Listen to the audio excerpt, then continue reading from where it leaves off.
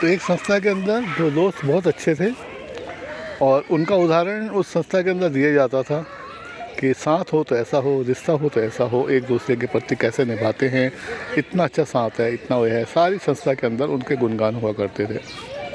कुछ समय पश्चात फिर ऐसा हुआ कि संस्था में रहते रहते उनके अंदर इतनी परेशानी आ गई, इतनी दिक्कत आ गई कि उन्हें एक दूसरे को बोलना पड़ा, आपस में एक दूसरे से वादा करना पड़ा कि हम चाहे रहें कहीं भी रहें पर साथ हमारा हमेशा रहेगा और कभी ये टूटेगा नहीं, कभी छूटेगा नहीं। और इस परेशानी को, मुसीबत को छोड़ने के लिए कुछ उन्होंने प्लानिंग की और फिर एक को उस संस्था को छोड़ना पड़ा और वो उस संस्था को छोड़ करके बाहर से दोनों एक संग जुड़े रहते थे और एक दोस्त जो है वो संस्था के अंदर रहा, दूसरा को उसको छोड़ना पड़ा और उसने दूसरा काम करने के बारे में जो उनकी प्लानिंग थी वो सोचा।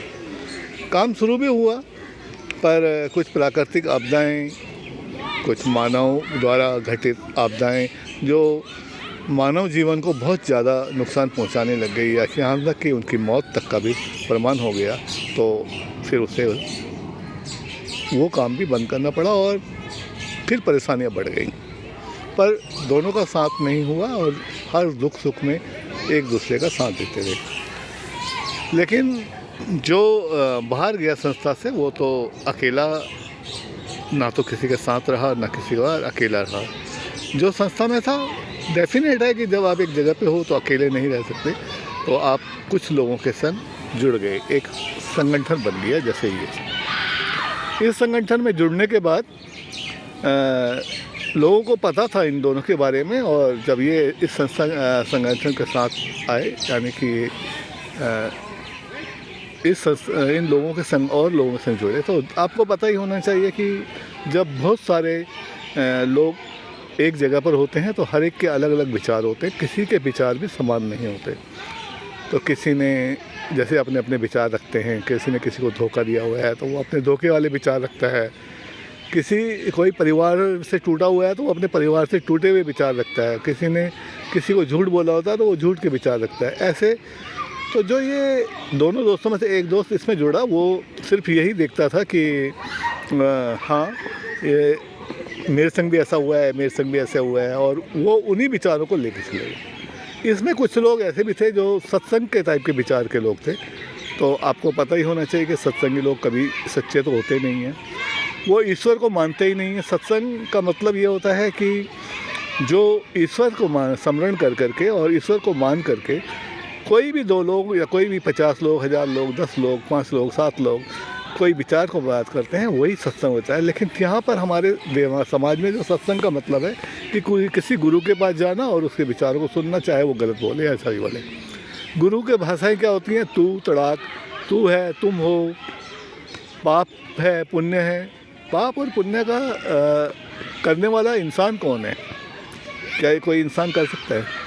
और वो भी वो गुरु, वो सत्संग का मालिक जो बोलता है, जो मालिक है जिसके पास बहुत सारी ज़मीनें हैं, जायदाद है और भी जोड़ता जा रहा है, और वो ये बताता है कि भाई पाप और पुण्य क्या है। और वहाँ पर से जो इनका जो साथी था, जो संस्था इन लोगों के संग जुड़ा, मतलब एक संघ के संग जुड़ गया, अपने संगियों की बातों को सुन करके, और अपने दूसरे वाले साथी जो कि इसके साथ खड़ा था उसको संग उल्टे सीधे बोलने लगा। भाषाएं वही जो संघ के लोग बोलते हैं, कमीना, नीच, हरामजादा, रंडी की औलाद, कुतिया का बीज, हरामी कहीं का। ये सत्संग के बाबा ही बोलते हैं, क्योंकि वो एक उदाहरण देते हैं लोग सत्संग में कि हरामी लोग होते हैं तो वो ऐसा करते हैं, पापी लोग होते हैं तो ऐसा करते हैं, नीच लोग होते हैं तो ऐसा करते हैं, कमीना लोग होते हैं तो ऐसा। ये सब सत्संग के विचार हैं, किसी और के नहीं। कभी आपने सुना किसी गीता में, किसी भागवत में, किसी कीर्तन में, किसी जागरण में कभी भी किसी को नीच बोला गया हो, किसी को कुछ किया हो? राम ने कभी रावण को नीच नहीं बोला, कभी कटु शब्द नहीं बोले। कृष्ण जी ने पूरे महाभारत में इतनों को मारा, लेकिन सुना, लेकिन अपने आप कभी किसी को नीच या किसी को कमीना, हरामी ऐसा नहीं बोला। तो ये आपका जो दूसरा साथी था वो इसमें जुड़ा और उसके पास संग की बात उसको लगातार आने लगी और अपने संगियों का उस पर असर होने लगा, जबकि उसे खुद पता होना चाहिए कि उनके बीच का जो संबंध था या उनके संग क्या परेशानियाँ थी वो इस संघ को नहीं पता। जिस संघ में वो जुड़ा हुआ है उस संघ को असलियत में नहीं पता कि हकीकत में क्या है और इनका साथ कैसा है इनका, लेकिन इनके विचार लेकर के वो अपने दूसरे साथी को लगातार टोन कसता रहा। क्या ऐसा होना चाहिए? और ऐसा नहीं हो सकता तो रिश्ते को लगातार तोड़ने की कोशिश वो यही करता है, लेकिन दूसरा साथी है किसी भी कोशिश करके, रो करके, लड़ के, झगड़ करके उस रिश्ते को बचाने की कोशिश करता है। तो वो रिश्ता कब तक बचेगा?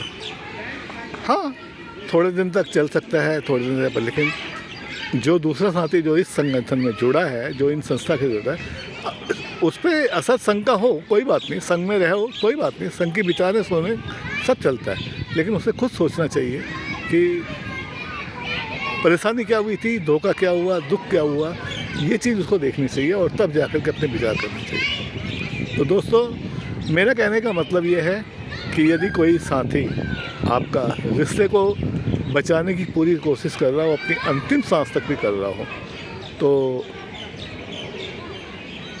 जब वो थक जाए, बिल्कुल थक जाए, तो उसे अपने दूसरे साथी को ये बता देना चाहिए या उसको ये एहसास करा देना चाहिए कि दरवाजे पर कुंडी दोनों साइड होती है, दरवाजे पर लॉक दोनों साइड होता है, एक ही साइड नहीं होता। और कोशिश तो ये करनी चाहिए कि जितना से ज़्यादा बचाया जाए उतना बचाने की कोशिश की जाए, और चाहे रोके हो, झगड़ के हो, लड़के हो, गाली से हो, गलौज से हो, पर कोशिश यही होनी चाहिए कि अपने साथ को बचा लेना चाहिए, अपने किसी भी रिश्ते को बचा लेना चाहिए।